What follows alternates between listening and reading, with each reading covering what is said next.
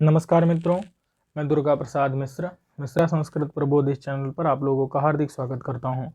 हम लोग शिशुपाल वध को पढ़ रहे हैं। यहाँ पर हम लोग 24 श्लोकों को पहले पढ़ चुके हैं। हम लोग अब 25वां श्लोक पढ़ेंगे। 25वां श्लोक, इसमें भगवान श्री कृष्ण नारद जी से बोलने वाले हुए, बोलेंगे 26 से 30 तक, याद रखना है 26 से 30 तक बोलेंगे, उसके पहले बोलने के लिए प्रवृत्त हुए। इसी बात का वर्णन यहाँ पर कवि कर रहा है कि महर्षि नारद से श्री कृष्ण ने बात कही, ये बात को बता रहे हैं।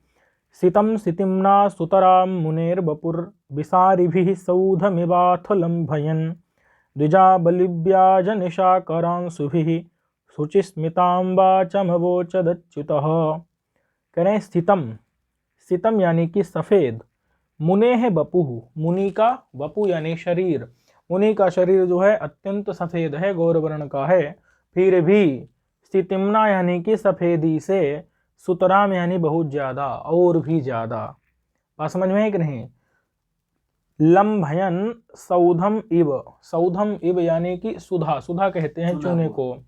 सौधम यानी चूने से निर्मित जो प्रसाद है, चूने से निर्मित जो प्रासाद है, भवन है, उसको। चूने से निर्मित यानी चूना जिस पर लगा हुआ है, चूने से लिप्त है जो, ऐसा जो प्रासाद है, राजभवन है, उस पर उसको कोई क्या करे, और भी सितिम्ना यानी सफेदी से, लंभयन यानी लिपटा दे, अच्छे तरीके से, और भी उस पर सफेदी लगा दे। नहीं समझे, डबल कोट कर दे तो क्या होगा, वो और भी सफेद हो जाएगा। उसी प्रकार से विसारी भी, अथ मतलब होता है इसके अनंतर, मंत्र माने पूजा सत्कार इत्यादि सब हो गया, नारद जी बैठ गए, श्री कृष्ण जी बैठ गए, उसके बाद, अथ माने इसके बाद की बात है। फिर सौधम इव माने कि सुधा से लिप्त भवन की तरह, लंभयन यानी उस पर भी मानो और भी कुछ क्या कर दे रहे हैं, सफेदी लगा दे रहे हैं। सितिम्ना यानी कि सफेदी से, सुतराम माने और ज्यादा, मुनि के बपू को, मुनि के शरीर को, सितम माने सफेद। बात समझ में है कि नहीं, जो सफेद है मुनि का बपू, उसको और भी सफेद, किसके द्वारा, विसार भी कहते हैं फैलने वालियों के द्वारा। फैलने वाली कौन है, अंशु भी माने किरणें। फैलने वाली कौन है, अंशु यानी किरण। किसकी किरणें कहते हैं, निशाकर की किरणें।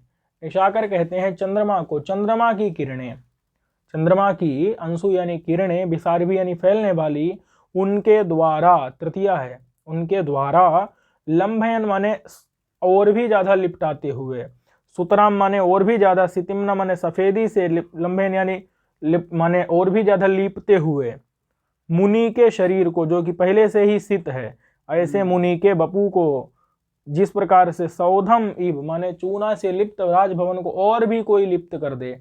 बात समझ में है कि नहीं। उसी प्रकार से बोले एक बात बताओ, निशाकर तो है ही नहीं वहां कहीं। निशाकर माने कि चंद्रमा, उसकी किरणें तो है ही नहीं कहीं, कहां से ला दिए। बोले है ना, वो जो द्विजाबली है, द्विज कहते हैं 2 बार जन्म ले, जो दांत 2 बार जन्म लेते हैं, इसलिए द्विज कहते हैं दांत को। द्विज की आबली यानी पंक्ति, तो द्विजाबली जो है भगवान कृष्ण की, उसके बहाने से निशाकर की किरणें, मतलब द्विजाबली नहीं है, क्या है वो, निशाकर है, यानी कि उनके दांत नहीं है, चंद्रमा है। दांत की किरणें नहीं है, चंद्रमा की किरणें हैं। बात समझ में है कि नहीं। भगवान जब बोले तो बोलने के लिए मुंह खोले तब दांत दिखे, उन दांतों से किरणें निकली, नारद जी के सफेद शरीर को और भी सफेद कर दी। कभी कह रहा है ना भाई, वो तो दांतों की किरणें हैं ही नहीं, वो तो द्विजाबली यानी दांतों की पंक्ति के बहाने से जो चंद्रमा आया, उस चंद्रमा की किरणें हैं। बात समझ में है कि नहीं। तो अपनुति अलंकार हो गया, क्योंकि यहाँ पर किससे तुलना की जा रही है, दांतों की तुलना चंद्रमा से की जा रही है। वो कह रहे हैं कि चंद्रमा आ गया, वहां दांत है ही नहीं। बात समझ में है कि नहीं। तो यानी कि जब क्या कर दिया जाए, अथवा इसको ऐसे लगाइए कि निशाकर की जो किरणें हैं, बात समझ में है कि नहीं। निशाकर वहां पर है क्या, वहां पर निशाकर है क्या, नहीं है। लेकिन क्या हुआ, दांत की किरणें, निशाकर की किरणें मानो क्या हो गई, दांत की किरणें हो गई। बात समझ में है कि नहीं। दांत की किरणें जो है वो निशाकर की किरणें हैं, ये समझिए आप। ये बात समझ में आ गई कि नहीं। तो जो वहां पर द्विजाबली है, वो चीज वहां पर है, लेकिन हम कह रहे हैं कि ना भाई, द्विजा बलि के बहाने से मानो कौन आ गया वहां, निशाकर आ गया, और उसकी किरणों से उनके शरीर सफेद हो गया, और भी ज्यादा सफेद हो गया। तो यहाँ पर तुलना किससे कर रहे हैं? द्विजाबली के निशाकर से। लेकिन तुलना जिससे निशाकर से कर रहे हैं उसी को बुला ले रहे हैं, जब द्विजाबली जो थी प्रकृति में उसको हटा दिए। हाँ जी, हाँ जी। कह रहे हैं कि द्विजाबली के बहाने से कौन आ गया? चंद्रमा आ गया। ब्याज मतलब होता है बहाना। हाँ। तो ब्याज माने होता है बहाना, तो द्विजाबली के ब्याज माने बहाने से निशाकर आ गया, और उसकी किरणों से शरीर उनका और भी सफेद हो गया। बात समझ में आई कि नहीं? तो जहां उपमेय है हमारा द्विजाबली, उसको असत्य करके और उपमान की सत्यता स्थापित की जाए, उसी को कहते हैं अपनुति अलंकार। और जब ब्याज आदि शब्द का प्रयोग होता है तो ये कई तब अपनुति होती है, और इसमें भी जो है आर्थी अपनुति होती है। दो प्रकार की होती है अपनुति, शाब्दी और आर्थी। शाब्दी में नौ का प्रयोग किया जाता है, इसमें नौ इत्यादि का प्रयोग नहीं करते हैं। इसमें ब्याज शब्द या फिर परिणाम इत्यादि शब्द का प्रयोग करते हैं। बात समझ में आई कि नहीं? चलिए, तो अब कह रहे हैं कि शुचिस्मिताम वाचम अवोचद अच्युतः। शुचिस्मिताम, शुचि स्मिताम, शुचि यानी पवित्र, स्मित यानी कि मंद हास्य से युक्त, वाचम वाच वाणी को, अवोचद माने बोले, अच्युतः यानी कि श्री कृष्ण। बात समझ में है कि नहीं? और सौधम इव यहाँ उपमा भी है, सौध, सौध की तरह यानी कि सुधा से यानी चूने से लिप्त भवन की तरह। बात समझ में आ गई कि नहीं? इस प्रकार से यहाँ पर जो है हम अच्छा, दूसरी चीज क्या कह रहे हैं कि तो यहां पर ये उपमा हो जाएगी, और यहां पर क्या है? अपनुति। कहां पर? द्विजाबली ब्याज में क्या हो जाएगी? अपनुति अलंकार हो जाएगी। और उनके शरीर जो कि पहले से ही श्वेत है, लेकिन दांतों के बहाने से जो उपस्थित चंद्रमा, उस चंद्रमा की किरणों से और भी सफेद हुआ जा रहा है। ऐसा है क्या?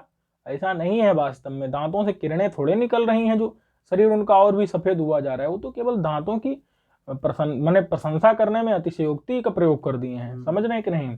इसलिए यहाँ पर असंबंध में भी संबंध बता रहे हैं। शरीर में सफेदी लग गई क्या? और ज्यादा नहीं लग गई है। तो फिर भी असंबंध में भी संबंध बता रहे हैं, सफेदी का संबंध बता रहे हैं। इसलिए असंबंधे विसंबंध रूपा यहाँ पर क्या है? अतिशयोक्ति अलंकार। तीन अलंकार हैं भाई साहब।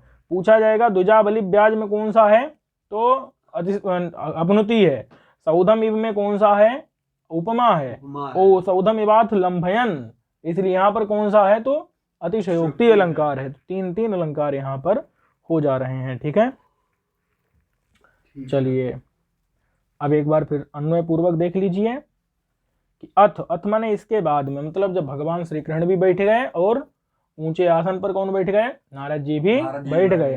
तो अथ माने इसके बाद में, अच्युता कहते हैं श्री कृष्ण को, विसार भी कहते हैं प्रसरणशील, फैलने वाली, और द्विजाबली, द्विज मतलब होता है दांत, और आवली का मतलब होता है पंक्ति, ब्याज मतलब होता है के ब्याज से, बहाने से, निशाकरांशु भी यानी कि अवस्थित जो चंद्रमा की किरणों के द्वारा, वस्तुगत्या चंद्रमा तत्र उपस्थित नहीं है, फिर भी दंत पंक्ति के बहाने से उपस्थित हो गया है चंद्रमा। बात समझ में है कि नहीं? उसकी किरणों के द्वारा सितम मुने है बपु, सितम कहते हैं स्वभावतः श्वेत जो है, मुनि का बपु यानी शरीर, उसको सौधम इव माने चूने से लिप्त राजभवन के समान, सितिमना सुतराम, सितिमना सुतराम माने अधिक और अधिक, सितिमना यानी श्वेतता को, लंभयन यानी प्राप्त कराते हुए, शुचिस्मिता यानी कि मंद श्वेत हास्य से। बात समझ में है कि नहीं? वाचम अवोचत माने वाणी को कहा। बात समझ में आ गई कि नहीं? ये तो ये चीज यहां पर जो है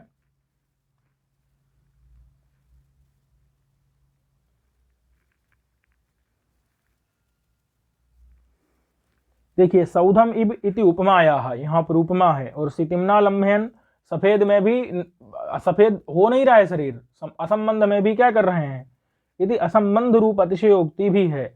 और द्विजाबली ब्याज निशाकर, यहाँ पर छल इत्यादि शब्दों के द्वारा जब असत्यत्व का प्रतिपादन किया जाए, असत्यता बताई जाए, झूठ बताया जाए, तो अपनव जो है अपनुति अलंकार है, और इनका परस्पर कोई भी अपेक्षा आपस में नहीं, इसलिए यहाँ पर संसृष्टि अलंकार है।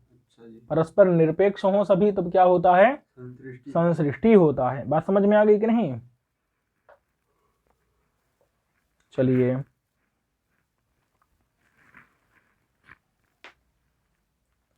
अब यहाँ 26वां श्लोक है, और यहाँ से श्री कृष्ण जी नारद जी से बोलेंगे। 25 श्लोकों तक श्री कृष्ण जी नारद जी से बोलेंगे। तो श्री कृष्ण जी नारद जी के दर्शन का महत्व बता रहे हैं कि हरत्यघम संप्रति हेतुरेष्यतः शुभस्य पूर्वाचरितैः कृतं शुभैः शरीर भाजाम भवदीय दर्शनम विनक्ति कालत्रितयेपि योग्यताम। बात समझ में है कि नहीं? हरत्य, देखिए अब यहाँ पर क्या है, काव्यलिंग अलंकार है। काव्यलिंग अलंकार क्यों है? क्योंकि वेनक कारण दिया गया है। किसका कारण दिया गया है?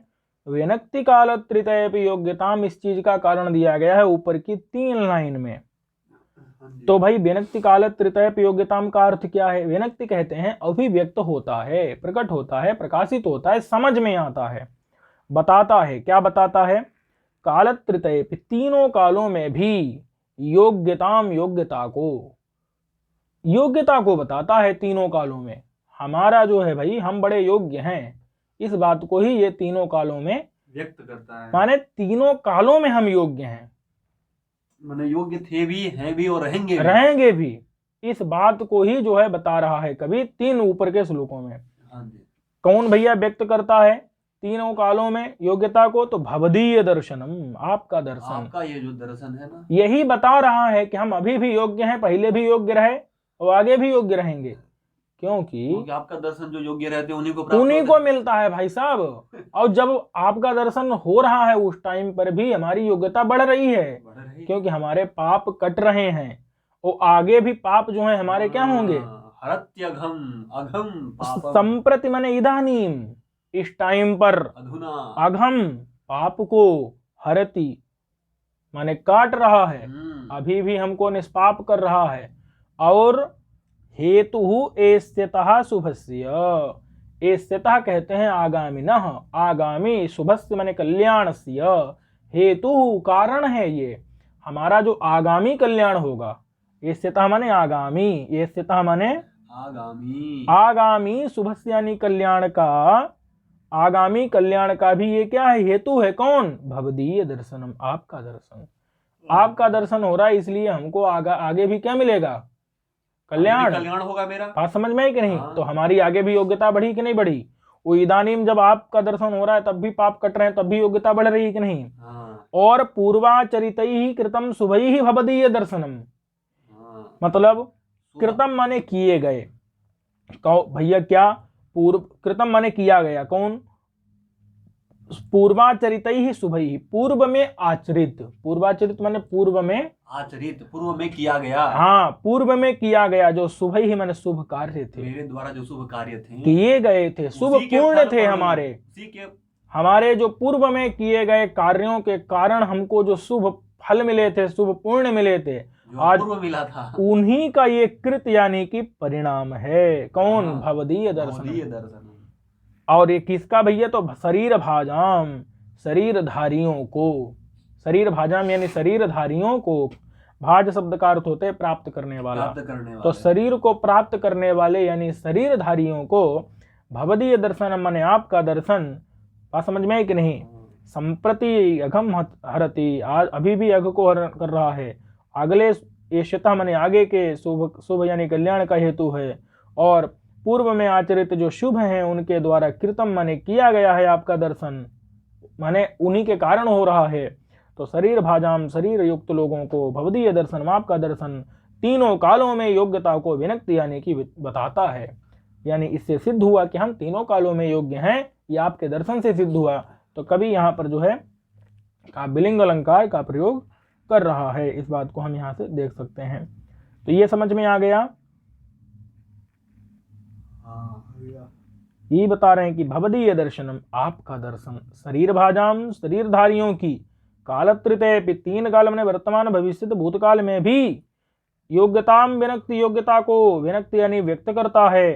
संप्रति अघम हरति, अब उसी का कारण बता रहे हैं कि भवदीय दर्शनम वर्तमान काल में भी पाप को हरण करता है। एष्यतः शुभस्य हेतु, आगामिनः कल्याणस्यापि हेतु, और पूर्वाचरित ही शुभ ही कृतम, पहले आचरण किए हुए शुभ कर्मों से संपादित है। बात समझ में है कि नहीं? इसलिए यहाँ पर जो है हरत इत्यादि जो 3 वाक्य हैं, उन वाक्यों का अर्थ जो है शरीर भाजाम इत्यादि वाक्य त्रयोवत्या वाक्यार्थ हेतुकम काव्यलिंगम अलंकार, माने वाक्यार्थ हेतु यहाँ पर काव्यलिंग अलंकार है। बात समझ में आ गई कि नहीं? कौन सा अलंकार है? काव्यलिंग अलंकार है, जो कि वाक्यार्थ हेतुक है, यानी कि 3 वाक्यों के प्रति यहाँ पर ये अर्थ हेतु है, इसलिए यहाँ पर वाक्यार्थ हेतुक अलंकार हो जाएगा। बात समझ में आई कि नहीं? चलिए, काव्यलिंग अलंकार है तो इसके साथ ही जो है यहाँ पर हमको ये याद रखना है भाई साहब, बहुत महत्वपूर्ण है, ये बहुत बार श्लोक पूछा गया है। शरीर भाजाम भवदीय दर्शनम कहता कौन है? तो ये श्री कृष्ण जी महर्षि नारद जी से बोलते हैं, शिशुपाल वध के प्रथम सर्ग में बोलते हैं, ये याद रखिएगा। छंद कौन सा है? वंशस्थ छंद है। अलंकार काव्यलिंग है, और यहाँ से आगे 5 श्लोक बोलेंगे और उसके बाद फिर नारद जी शुरू हो जाएंगे। बात समझ में है कि नहीं? चलिए, तो ये हमको याद रखना है, क्योंकि पूछा गया है, पिछली परीक्षा में भी पूछा गया है। किसकी उक्ति है? हाँ, किसकी उक्ति है, और ये माने किसने किसके प्रति कही है, इस प्रकार से पूछा गया है। कहाँ की उक्ति है ये भी पूछ लिया जाता है। ठीक है, इसके साथ ही अगले श्लोकों को लेकर के अगले वीडियो में मिलेंगे, तब तक के लिए नमस्कार। अच्छा, एक बात, अगर अच्छा लग रहा है तो चैनल को सब्सक्राइब करना और शेयर करना ना भूलें।